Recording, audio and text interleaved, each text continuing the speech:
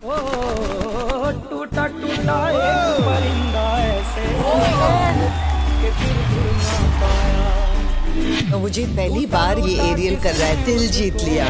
God bless you. The whole act is mind blowing. Especially Novojit, ये बनता है इसके लिए यार।